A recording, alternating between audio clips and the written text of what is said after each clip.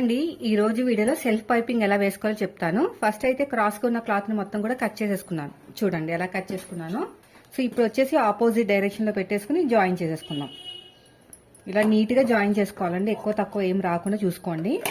Starting లో equal గా ఉండాలి. ఇలాగా స్టార్టింగ్ లో ఎండింగ్ లో రఫ్ ఇచ్చేసేయండి. అప్పుడు మనకి ఊడిపోకుండా ఉంటది అనమాట.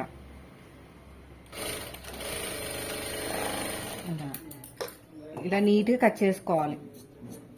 లాస్ట్ కట్ చేసుకున్నా పర్లేదు. ఇంకొకటి మనకి ఎన్ని కావాలో అన్ని పీసులు ఇలాగా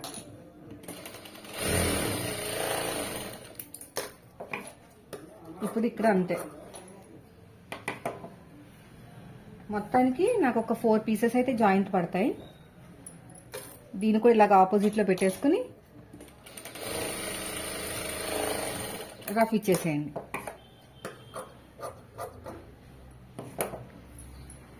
ఇప్పుడు వన్ సైడ్ అంటే ఉల్టా సైడ్ వన్ సైడ్ ఫోల్డింగ్ చేసి కుట్టుకోవాలి. ఇలాగా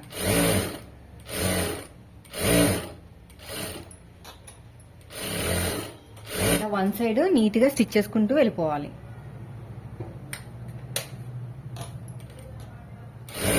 ఇలా మొత్తం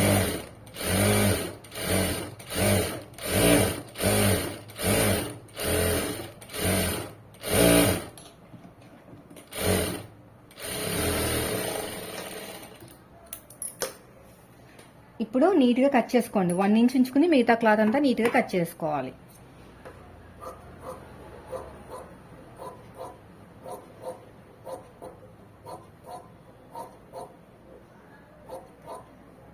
ఇలా మొత్తం కూడా నీట్ గా కట్ చేసుకోవాలి.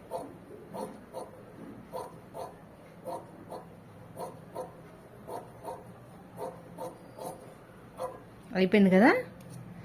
ఇప్పుడు మనం షోల్డర్స్ ని జాయిన్ చేసుకుందాం. ఎలా జాయిన్ చేసుకోవాలి? భుజాలు జారకుండా ఉండటానికి ఫస్ట్ వచ్చేసి ఇక్కడ నెక్ దగ్గర ఈక్వల్ గా ఉండాలి, స్ట్రేట్ గా. తర్వాత క్రాస్ గా కొంచెం లైట్ గా క్రాస్ గా ఇలా స్టిచ్ చేయాలన్నమాట. అప్పుడు భుజాలు అనేవి జారకుండా ఉంటాయి.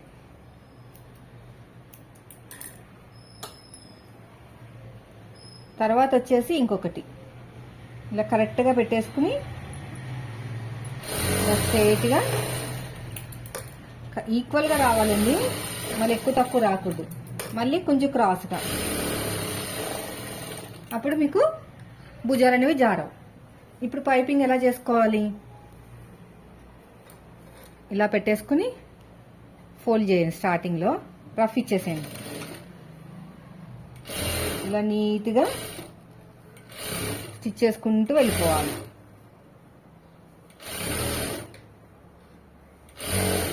ఇలా మొత్తం కూడా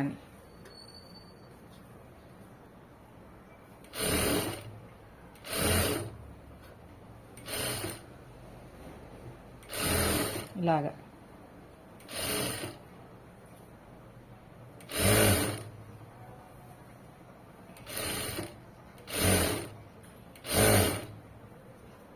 ఇలా ఇలా నీట్గా స్టిచ్ చేసుకుంటూ వెళ్ళిపోవటం.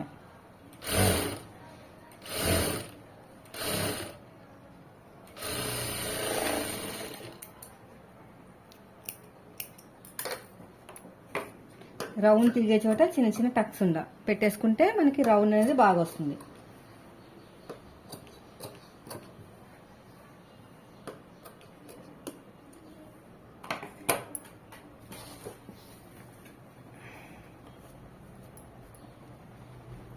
ఇలా పెట్టేసుకుని నీట్గా ఫోల్డింగ్ చేసుకోవాలి.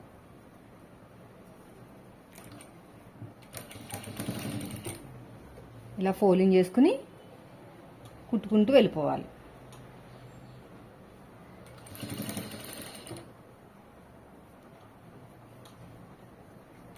ఇలాగా దీన్ని సెల్ఫ్ పైపింగ్ అంటారు.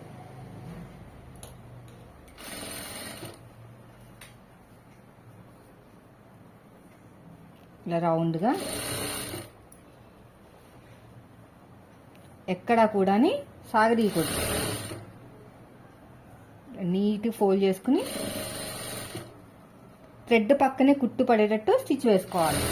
రెండో సైడ్ నేను హెమ్మింగ్ చేయిస్తానండి. మళ్ళీ మనం ఇంకో స్టిచ్ వేసాం అనుకో బాగోదు. ప్లెయిన్గా ఉంది కదా క్లాత్, మనకి ఆ స్టిచ్ అనేది హైలైట్ అయిపోతుంది. ఇలా ఫోల్డ్ చేసుకుంటూ వెళ్ళిపోవాలి.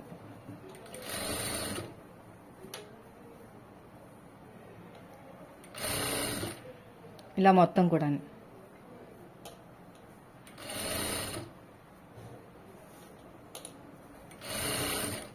ఇలా నీట్గా ఫోల్డింగ్ చేసుకుంటూ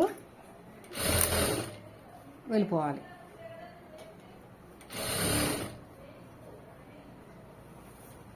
చూడండి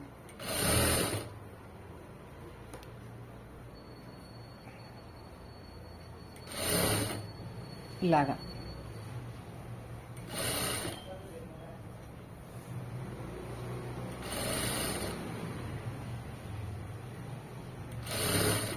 ఇప్పుడు ఎగస్ట్రా ఉన్న థ్రెడ్ని కట్ చేసేయండి. ఇక్కడ కూడా ఇంత క్లాత్ అవసరం లేదు, ఎక్కువ క్లాత్ పెట్టుకుంటే లావుగా కనిపిస్తుంది. ఇలా ఫోల్డ్ చేసేసుకుని ఇక కొంచెం ఎత్తుగా వస్తుంది అనమాట, కొంచెం అడ్జస్ట్మెంట్ చేసుకోవాలి. ఇలాగా